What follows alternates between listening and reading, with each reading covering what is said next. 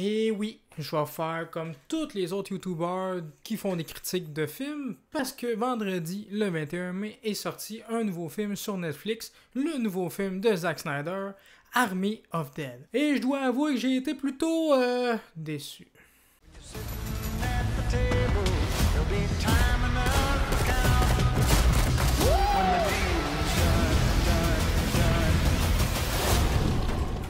Qu'est-ce que c'est? La vache, c'est un tigre zombie. C'est un truc de dingue.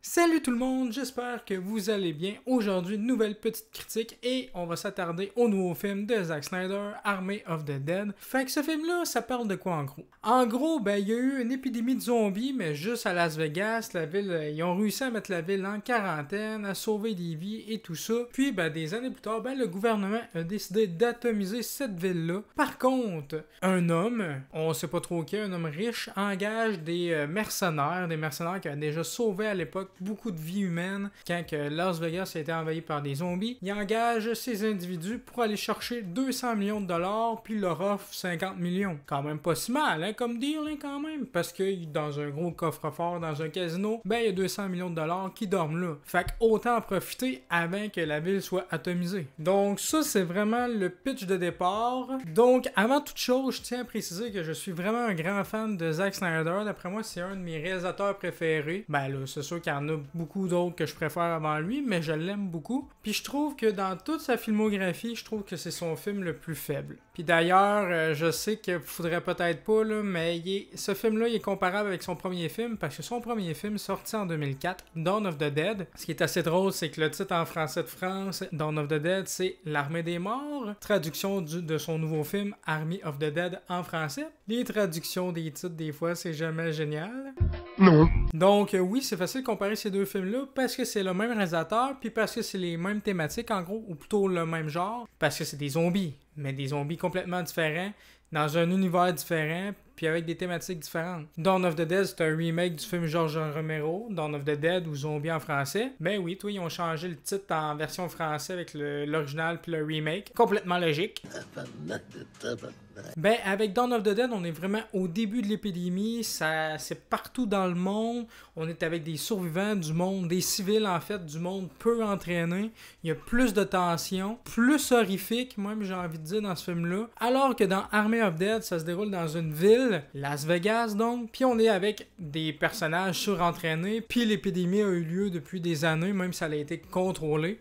Puis les zombies sont complètement différents. Il y a plusieurs sortes de zombies dans Army of Dead. Puis dans Dawn of the Dead, il y a juste des zombies qui courent comme des fous puis qui arrêtent jamais. Puis Dawn of the Dead, comme c'était son premier film, ben Zack Snyder a misé plus sur les effets pratiques que les effets numériques, que les effets spéciaux, contrairement à Army of Dead, puis je trouve que ça se ressent. Army of Dead dure 2h20, ce qui est assez long pour ce que ça raconte, je trouve personnellement. L'intro est vraiment très cool, très prenante. Le générique aussi d'ailleurs, le générique résume l'épidémie à Las Vegas, vraiment très bien fait avec la musique Viva Las Vegas, c'était très bien joué, je trouve, ça fitait totalement, bien sûr, avec l'ambiance. Malgré ça, l'intro, petite remarque concernant l'intro, l'évasion de zombies a eu lieu à cause d'une fellation, donc ne faites jamais de fellation lorsque vous êtes en voiture, c'est dangereux les amis.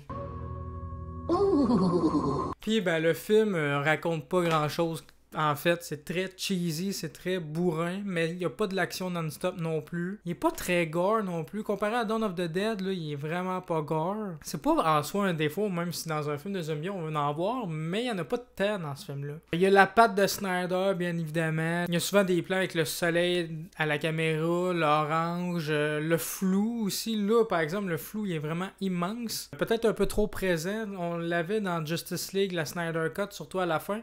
Mais là, on l'a en permanence dans ce film-là. C'est peut-être un peu déstabilisant au début. À un moment donné, tu t'habitues, mais c'est quand même... J'aime pas trop ce style-là de Snyder, malheureusement. Ça avait pas lieu dans ses autres films, mais là, il y a ça là. C'est malheureux, je trouve. L'histoire est quand même cool pour un film de zombies, mais c'est long à démarrer. Note que moi, avoir des zombies intelligents, moi, ça m'a pas dérangé. Je sais qu'il y a plusieurs fans du genre des films de zombies. vont être déstabilisés par ça, puis ils aimeront peut-être pas le film à cause de ça, mais moi j'ai trouvé ça original, même si ça s'est déjà vu ailleurs, comme dans Je suis une légende, ou dans Land of the Dead de George Romero, justement. Mais j'ai trouvé ça bien fait dans le film, c'est quand même assez bien exploité, c'est cool aussi, c'est cool qu'il y ait différentes sortes de zombies, mais sinon, le film est mou, il y a un manque de rythme, parce qu'on présente les personnages au début, quand ils forment l'équipe, là, le personnage principal, Scott Ward, incarné par Dave Bautista, mais il recrute un à un les membres de son équipe pour faire le vol dans le casino, puis on les présente un à un, puis c'est long, là, puis c'est pas des personnages tant attachants que ça, puis on s'en fout un peu, là.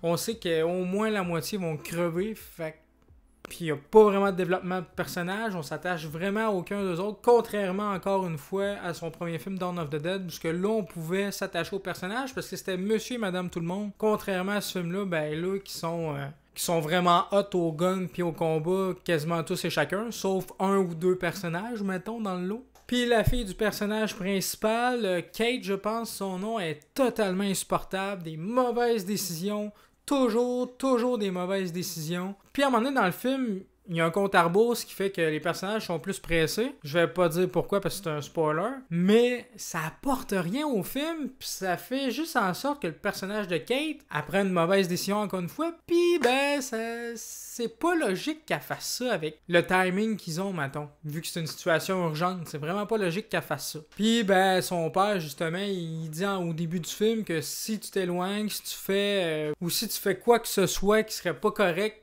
tu mettrais la vie du monde en danger dans le groupe. Ben, à la fin, Karma, hein. Karma, c'est une bitch, ma fille, hein, parce que... Puis ouais, vous avez trouvé que c'était exagéré dans World War Z quand Brad Pitt a survécu à un hélicoptère? Vous avez rien vu avec ce film-là. Sérieusement, c'est encore plus exagéré. Le dénouement, là, c'est vraiment exagéré. Il y a des morts surprenantes dans le film, vraiment. Je pense notamment à une mort que je vais pas dire non plus, mais ça arrive quand le personnage commence à être développé un peu, qu'il y a vraiment une relation entre deux personnages. Puis il y en a un des deux qui meurt subitement, on s'en attend pas. Ça genre fait wow. C'était vraiment la mort la plus percutante du film. Puis il y en a d'autres, des morts qui étaient totalement gratuites et inutiles que... Genre, tu comprends même pas pourquoi que le personnage y est mort. Le personnage aurait pu s'enfuir, mais il décide de rester là, puis de confronter le zombie, puis il meurt. Ok, c'était vraiment intelligent comme move. Fait que c'est pour ça que je dis que le film il est cheesy puis il est bourrin. Il y a un petit peu d'humour aussi avec un personnage, le personnage le plus peureux du film, celui qui connaît rien aux zombies puis qui est là pour ouvrir la porte du coffre-fort. Gros plus pour ce personnage-là, heureusement qu'il est là. Puis le personnage de Dave Bautista aussi, c'est les deux meilleurs personnages que j'ai trouvés. Le film a comme une espèce d'épilogue à la fin, quand même assez surprenant, que je m'attendais pas du tout puis j'ai trouvé cool, qui amène une sorte de fin ouverte aussi. Zack Snyder il aime ça, mettre des films avec des fins ouvertes. Je sais qu'il va y avoir un préquel au film. Je vois pas trop l'intérêt d'un préquel, mais bon. Puis aussi une série animée, donc à voir s'il va y avoir un deuxième film, une suite. Parce qu'il pourrait vraiment avoir une suite, mais je vois pas qu'est-ce que ça apporterait en fait.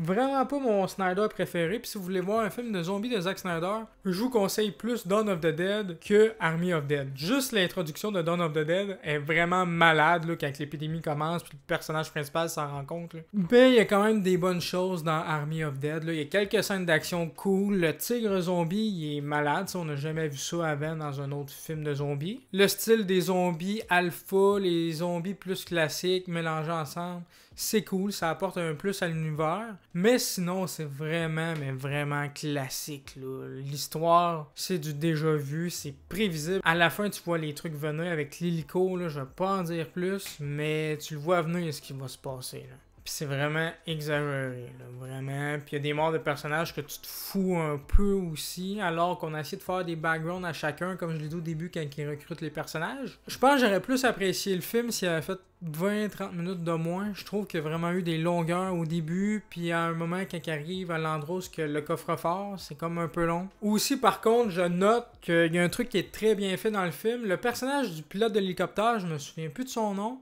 mais c'est une fille qui joue le personnage. Mais par contre, il y a eu un changement d'acteur parce que le film a été tourné en 2019 avant la COVID-19.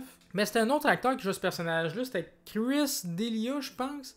Mais il y a eu des allégations d'harcèlement sexuel ou whatever envers des filles mineures. Ouais, c'est vraiment horrible. Fait qu'ils ont décidé de le remplacer, l'acteur, par une actrice. Oui, ils ont changé son personnage par une femme. Fait qu'ils ont retourné ces scènes-là en 2020 pendant la pandémie. Puis Ils ont tourné pendant 14 jours à équipe réduite, juste avec cette actrice-là sur fond vert. Mais pas avec les autres acteurs, là. Fait que Zack Snyder l'a incrusté dans chaque plan quand ils sont en groupe. C'est quand même hot.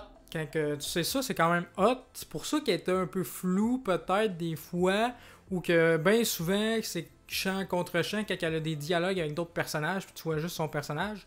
Parce qu'il l'a incrusté, parce qu'elle était pas avec le reste de l'équipe, parce que ces scènes, c'est des reshoots. Donc ça, c'est vraiment bien fait, puis quand tu le sais pas, tu t'en rends pas vraiment compte, parce qu'il y a du flou tout le long dans le film aussi, fait que tu t'en rends pas compte. Sinon, il y a vraiment une très bonne BO, comme d'habitude dans les films de Zack Snyder, il y a toujours de la bonne musique. Pour un film de zombies, il est pas indispensable, mettons, il y a eu mieux. Il est pas au même titre que Dawn of the Dead de Zack Snyder ou 28 jours plus tard, là. Je le mettrais au même rang que World War Z, un bon divertissement, un bon film popcorn, blockbuster, mais qui révolutionne pas du tout le genre, là. Même World War Z, je pense que j'ai plus de plaisir à le regarder. Parce qu'il est moins long, puis parce qu'on s'attache davantage au personnage de Brad Pitt que toute la bande du film Army of Dead. Donc voilà, je pense avoir tout dit pour ma petite critique. Dites-moi en commentaire ce que vous avez pensé de ce film-là, si vous l'avez vu, ou sinon, est-ce que vous comptez le regarder? Si vous avez aimé la vidéo, n'hésitez pas à laisser un petit pouce bleu, ça fait toujours plaisir et ça aide beaucoup la chaîne, à partager la vidéo et surtout à vous abonner pour voir les prochaines vidéos. Sur ce, on se dit à la prochaine, continuez de regarder des films et des séries.